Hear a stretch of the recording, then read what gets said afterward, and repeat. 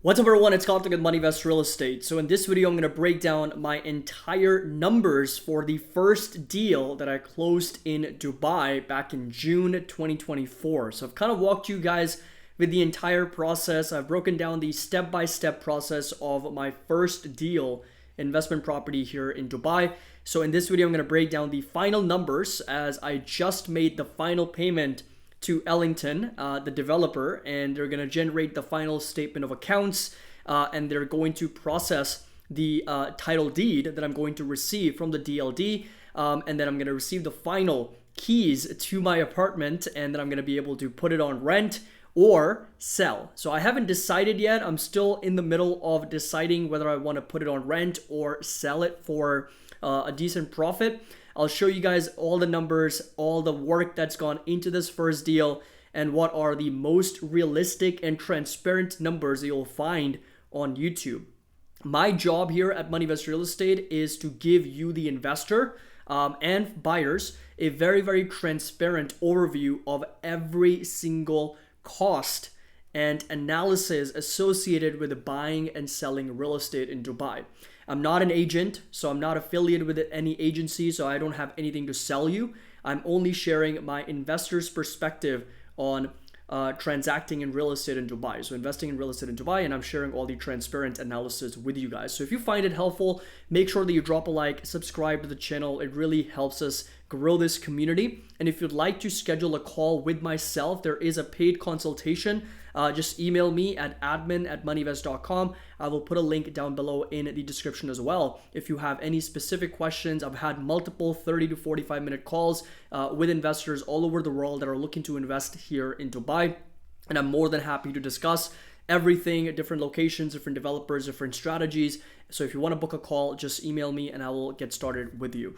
So let's just dive right into it. And this was, of course, my first deal. This was a 1-bedroom in JVC from Ellington, which is now officially handed over. I'm just waiting for the final handover process with the title deed and the keys, and then the unit is going to be mine. I can come and go as I please, and I can actually start renting this unit out or sell. Again, depending on where the numbers make most sense, I can essentially move forward with my unit for renting or selling.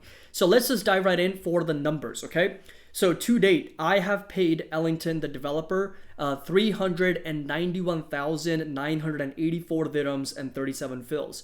That's how much I've paid Ellington over the course of last 8 months over multiple different transactions, cash and bank transfers, depending on how many milestones they've completed. And now, since they are 100% fully built, they're getting started with the official handover. I had to clear the entire balance, and so I just made the last payment. They sent me the payment receipt voucher, and so it's all done and documented. And so I have paid 391,984 dirhams to Ellington. On top of that, I also paid 799 dirhams for the title deed. So now, since Uqud is no longer going to be valid, Uqud is mostly for off-plan properties. The title deed is for actual already built properties, right? So that is the big difference there. Since Uqud is no longer going to be valid, I'm going to be issued a title deed by DLD, which is Dubai Land Department, and that is going to be almost 800 dirham fee that I had to pay Ellington, which is going to process this title deed on my behalf.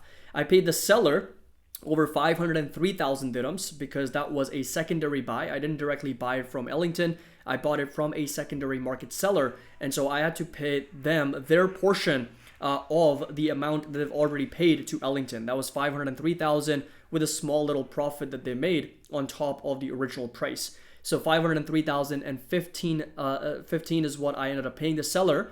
And then the DLD fee, the 4% transaction fee to Dubai Land Department, that's a government fee. I've talked about all these closing costs in my previous videos. So that was 35,800.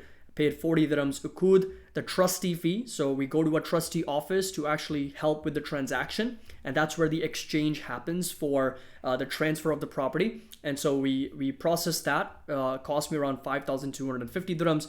The conveyancing fee, so this was part of the agency that I was working with, Metropolitan, and they had a conveyancing team that handled all the paperwork, all the statement of accounts, all the undertaking letter, all the documentation, all the paperwork was done by this team. So I had to pay them also 5,250 dirhams. And then of course the agent commission, which was 2% plus VAT, so VAT, that was 18,795 based on the transaction price. And then of course the lawyer fee. So since this was my first deal, since this was my first ever transaction in Dubai in real estate, I figured let me just hire an attorney to go over all the paperwork, someone who I have on my side who can overlook everything, all the documentation, just to make sure that everything is fine, everything is, according to the plan. And so I ended up paying them over 8,350 dirhams as well. So my total cost of ownership for this property, for this one bedroom in JVC by Ellington, ended up at around 969,284 dirhams and 17 fils.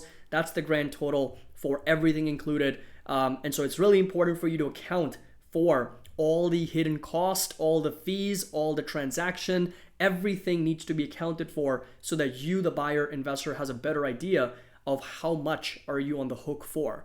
Had I just looked at the sale price, which was 895,000, I would have missed out on almost 70,000, right? Actually, yeah, a little bit over 70,000 dirhams worth of expenses that I did not account for. And that is a pretty big chunk of money. So you have to understand all these fees associated with investing in real estate in Dubai before you move forward so that it doesn't blindside you. So total cost for me was 969,000. I've looked at different websites and different transactional history. Market price for this property right now, the lowest one is sitting at just over $1,050,000, but they're going up to as much as 1.4 million. So it's a pretty wide range. So market price right now, I'm kind of taking an average, and I've talked to a lot of agents. They're telling me somewhere around 1.2 million is the average price for the property that I have. And so I'm looking at a return of just under 24%. So that's 23.8% over a matter of 8 months since I closed in June. I'm recording this video in February. It's been just over 8 months, and that is just under 24%. And the gross rental yield based on the market rent, which is roughly around 100,000, is what I've been told by a lot of agents. They've told me 100,000 is roughly what I could rent this property for. Might be a little bit less, closer to 90,000. If I'm offering multiple checks, if I'm offering a furnished unit, it might be a little bit higher to 120. So again, I'm taking a bit of an average here at close to 100,000 dirhams since it's a brand new building and it's Ellington quality. 100,000 dirhams, and the gross rental yield ends up at around 10.3%. This is again based off of my cost, not my cost excluding for all the fees, but my cost including for all the fees. That's how I run the numbers, because I want to know how much I'm making on my money. And my money is, of course, everything included, all the fees, all the transaction cost, everything that I've spent to acquire this property. I do not want to include, I do not want to exclude for all of that. I want to include for all of that because that's how much I've paid. That's how much money I've spent. So that would be a gross rental yield of 10.3% and net rental yield of just under 5% with an AED and a USD potential profit and loss given the current market price for the property as well. Now, if I jump over to my actual analysis on the rent, if I'm looking at, let's say, 8,500 dirhams gross rent per month, square footage 799, service charge I'm overestimating right now at 20 dirhams per square feet. It might be closer to 16, 17, 18 dirhams per square feet, but let's say 20 dirhams per square feet, which brings my fixed expenses, service charges at 1,300 per month. Homeowners insurance at roughly 50 dirhams per month, and then none of the variable expenses because I'm not going to be in charge for utilities or cleaning or any type of hospitality. And then these are my expense budgets, right? So I'm going to be putting money aside for capital expenditures, for repairs and maintenance, for property management, vacancy, refinancing, cash reserves. All of that is going to bring my expenses up to 4,444. So my monthly net cash flow is going to be 4,056, which brings my cap rate at 5%, gross cash on cash at 10.5%, net cash on cash at 5%.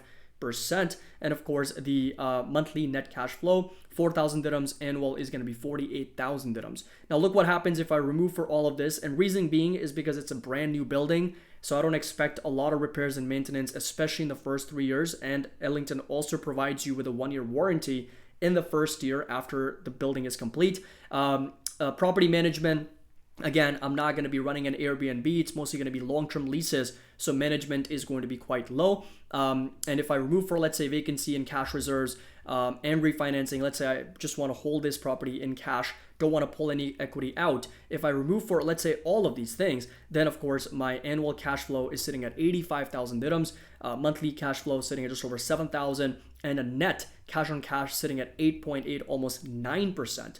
So that is the actual number. If you were to just simply take a look at the rent minus service charges over your cost, that would be the net cash on cash is what I would expect to make. But since I'm conservative, I want to save for all these different budgets, my realistic net cash on cash is going to be just over 5% after accounting for all these expenses and budgets that I'm saving for. So I was thinking to myself, like, let's say that I want to build a passive income of $100,000 per year just from rental income on a net basis. That means, given that this was the first deal, and I'm pretty happy and pleased with the way that it all worked out, I'm looking at $13,262 on an annual net cash flow basis times 8 properties is going to put me at just over $106,000 in passive net cash flow in real estate. And that would be a pretty good yearly income on a net basis. And so that would mean I would need to do 8 deals just like this. So 7 more deals just like this one to get to my target. So that's the entire analysis and thought process and breakdown and planning and everything. Hope you all enjoyed this entire process of this first deal. My next update on my first deal will be once I've decided to finally rent it or sell it. I will keep you guys updated with that. Make sure that you drop a like, subscribe to the channel. Again, if you want to schedule a paid consultation with me, email me, and I'm going to put the link down in the description below. As always, happy investing. I'll see you all in the next video.